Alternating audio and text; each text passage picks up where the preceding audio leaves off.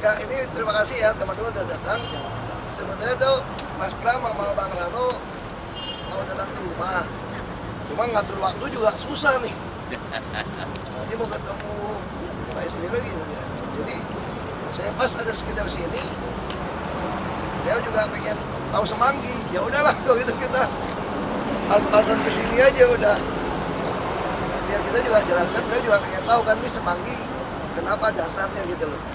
Saya bilang ini bukan CSR. Banyak orang berpikir ini bangunnya CSR, bukan. Ini kewajiban dari Zanato Mori, dari perusahaan Jepang. Dan ini ada kajian dari timnya Universitas Tarumanegara. Jadi kebijakan yang kita bikin itu adalah menguntungkan semua pihak. Jadi si pengembang juga ada yang naikkan, dia dapat keuntungan. Tapi dia kasih kontribusi pada kita membangun jembatan Semanggi. Yang masuk trotoar ini semua tuh dari mereka, dana mereka. Jadi saya kira inilah yang Mas Pram dan Bang Rano akan teruskan pola-pola kerjasama dengan swasta yang bisa menguntungkan seluruh stakeholder. Itu sih rencananya. Itu sih Mas. Ayo. Kan saya kan DPP yang mendukung Mas Pram dan Bang Rano.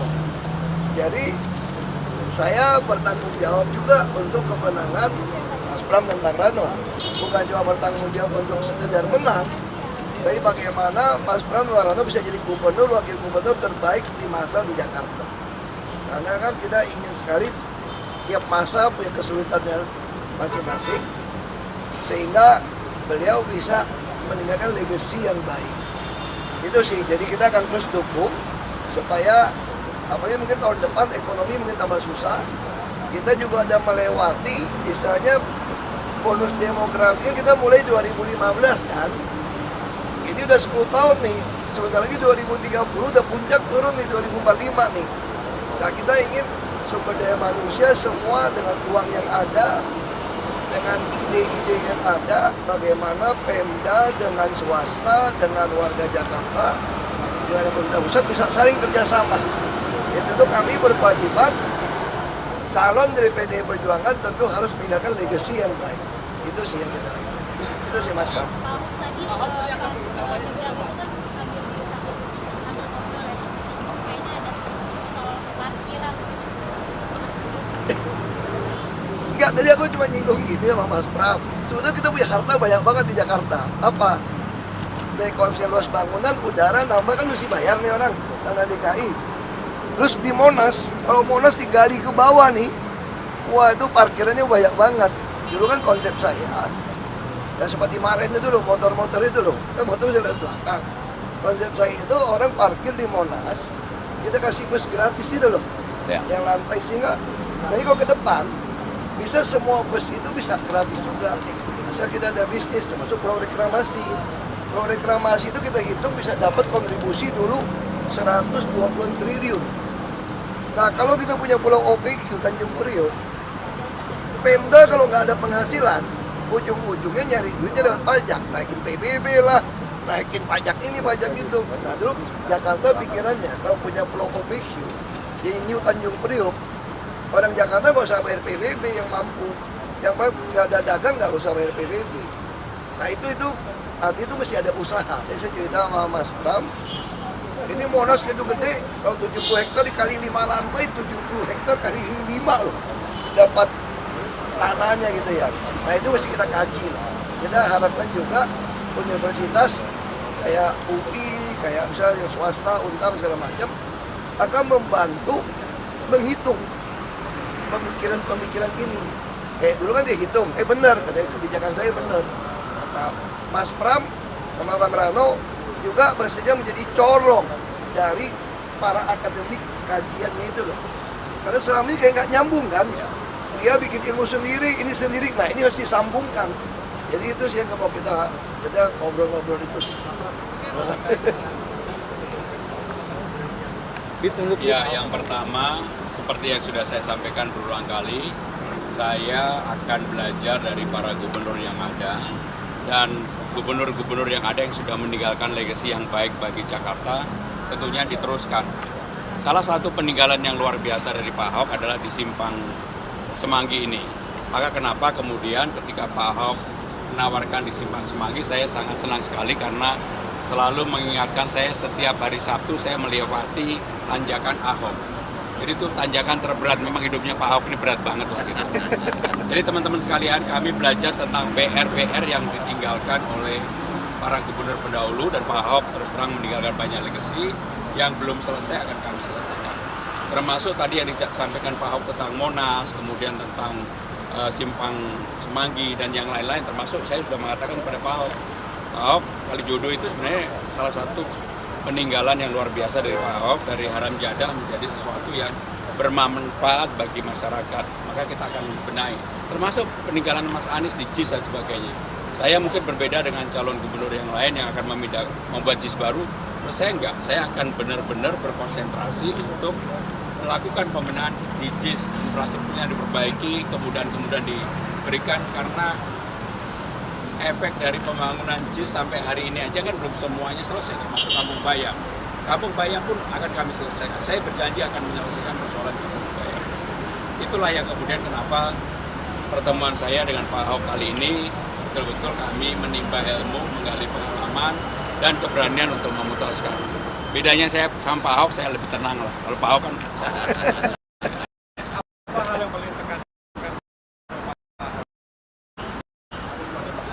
Jadi pengalaman beliau melakukan banyak perbaikan secara mendasar dan substansi di Jakarta ini yang akan kami lakukan.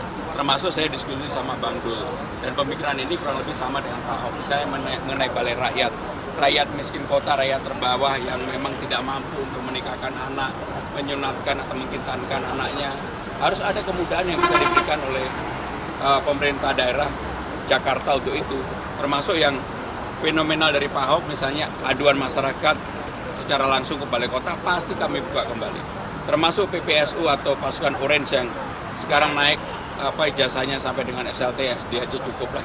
Karena yang penting kerja dengan rajin dan baik gitu. Pak Jokowi sudah menyetujui mundurnya Bapak dari Senat, tanggapannya seperti apa? Ya, yang pertama saya berterima kasih kepada Bapak Presiden, sudah 2 periode diberikan kepercayaan untuk menjadi sekretaris kabinet. Jadi saya secara jujur menyampaikan bahwa saya sungguh sangat berterima kasih karena begitu tidak mudahnya menjaga dapur presiden. Tetapi alhamdulillah rasa-rasanya sampai hari ini saya menunjukkan performa yang pasti dianggap baik oleh presiden.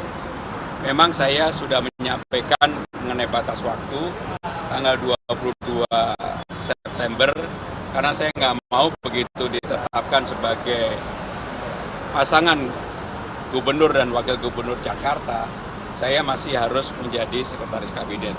Sehingga dengan demikian saya sekarang sudah bisa bekerja penuh atau mempunyai waktu penuh untuk melakukan sosialisasi bersama dengan Bang Dul. Ya.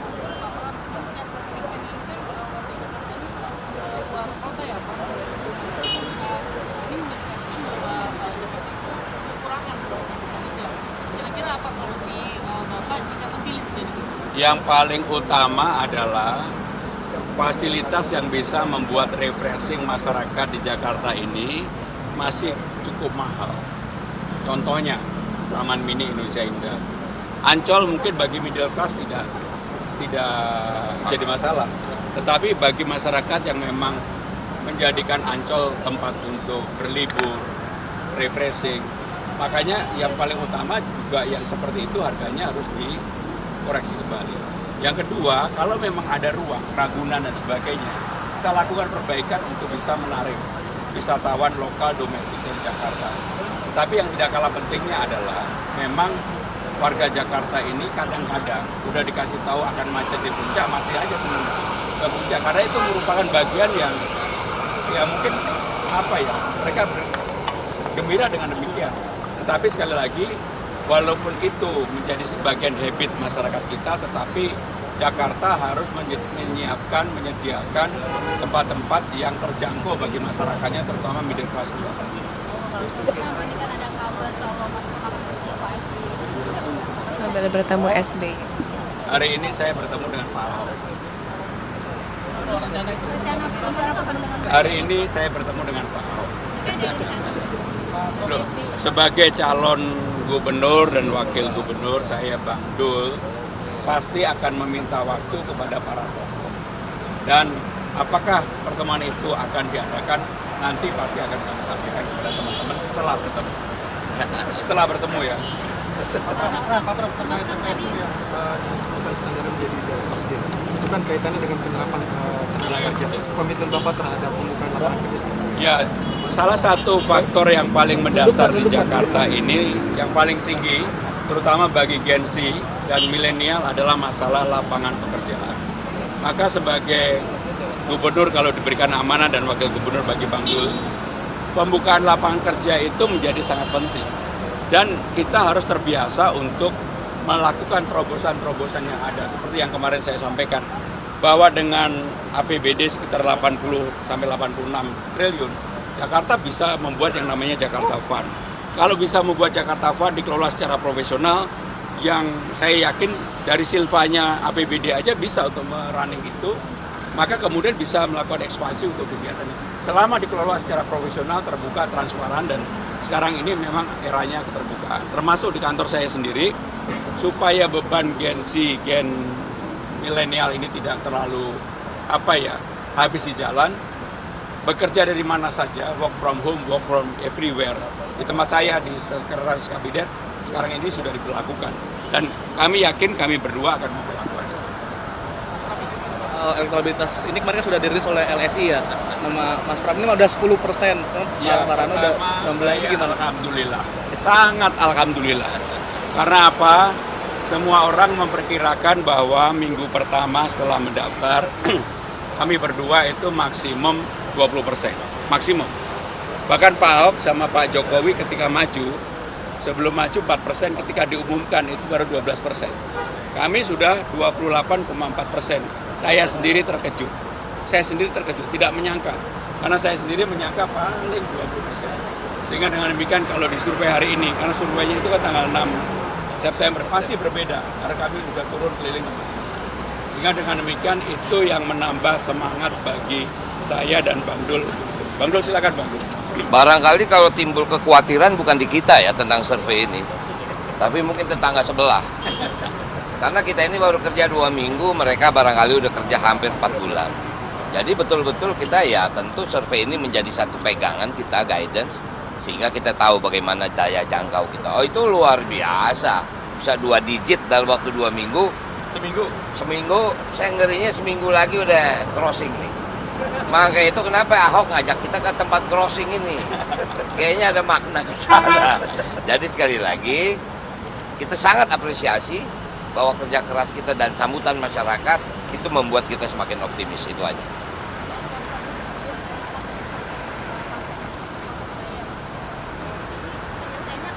Jadi di era terakhir Mas Anies, tepatnya tanggal 22 Oktober, dia sudah menyerahkan sebagian kesepakatan antara Kampung Bayam dengan apartemen yang ada, yang pada waktu itu dilakukan oleh Jakpro ya? Ya, Jakpro. PUMD kita. Jadi saya akan mempelajari secara detail karena kenapa sampai hari ini kunci yang sudah menjadi kesepakatan kok belum diberikan, kan itu sumber masalahnya. Kemudian karena ada protes-protes, ada konflik sehingga sampai hari ini belum terselesaikan. Maka kami kalau akan menyelesaikan persoalan itu, yang harus diutamakan karena rumah susun itu tempatnya kan dibangun memang untuk kompensasi itu, sehingga prioritasnya hanya untuk itu, tidak boleh ada yang lain. Dan ternyata setelah saya pelajari, Kampung Bayam ini ada sejak zaman pemerintahan Ibu Megawati Soekarno Putri. Ketika krisis diberikan ruang masyarakat untuk mengelola Kampung Bayam, sehingga dengan demikian inilah yang akan kami pelajari, dan tentunya keputusan harus adil bagi siapapun, terutama bagi orang yang memerlukan, tetapi bagi Pemda juga hal-hal yang menjadi pemikirannya harus bisa dijalankan. Apakah menolak soal biaya pembayaran ke kampus Bayam? Berarti akan disiapkan juga banyak Menolak karena sosialisasinya belum dilakukan semuanya, tetapi sebagian sebenarnya menerima. kalau nggak salah ada 135 atau 133 KK ya, saya mohon maaf kalau salah ya, tapi kurang lebih itu. Bahwa memang harus ada ruang untuk duduk kembali, bersepakat, bermusyawarah, itu bagian yang memang harus selalu dibuka. Nggak bisa kemudian ditutup dan kemudian ada konflik yang ada di masyarakat. Pak Ahok dikit Pak, kemarin Pak Ridwan Kamil bilang kalau ingin bertemu dengan Pak Ahok juga dan sudah menghubungi gitu. RK mau ketemu. Kontak Pak Ahok. Ya kalau orang mau bersilaturahmi ya nggak boleh ditolak ya. Tapi saya juga bingung pada rame nanyain saya. Pak Ridwan punya WA saya kok, saya juga punya WA beliau. Tapi nggak masuk tuh WA, saya juga nggak tahu. Mungkin tes pasar kali ya. Saya mah oke aja kok, Pak Ridwan kalau mau ketemu saya mah oke aja. Jadi tinggal cocokin waktu aja. Ini ada kesalahan yang kemarin pada Pak Ridwan Kamil bilang sempat nangkep tapi tanggapannya Pak Ahok agak kesel. Enggak. Anda gue mesti bukain nomor WA gue. Saya mah orang biasa, WA juga saya bales. Hampir semua orang tahu nomor WA saya kok. Saya juga bingung. Seandainya Pak RK datang ke Pak Ahok, akan ada perbedaan nggak apa yang disampaikan Pak Ahok pada Mas Pram? Ntar dicari tempat lain, jangan di Semanggi. Ya selain tempat ada nggak Pak Ahok? Saya kira sih kalau saya mau sampaikan kepada beliau, ya bertandinglah dengan program ya. Kan sama-sama kan punya rekam jejak gitu. Mas Pram punya, semua punya. Ya nggak usah sesuatu yang membuat pecah belah bangsa atau apa, nggak usah lah. Kita ngomong aja programnya apa. Dan semua kita menghadapi kesulitan ekonomi yang sama.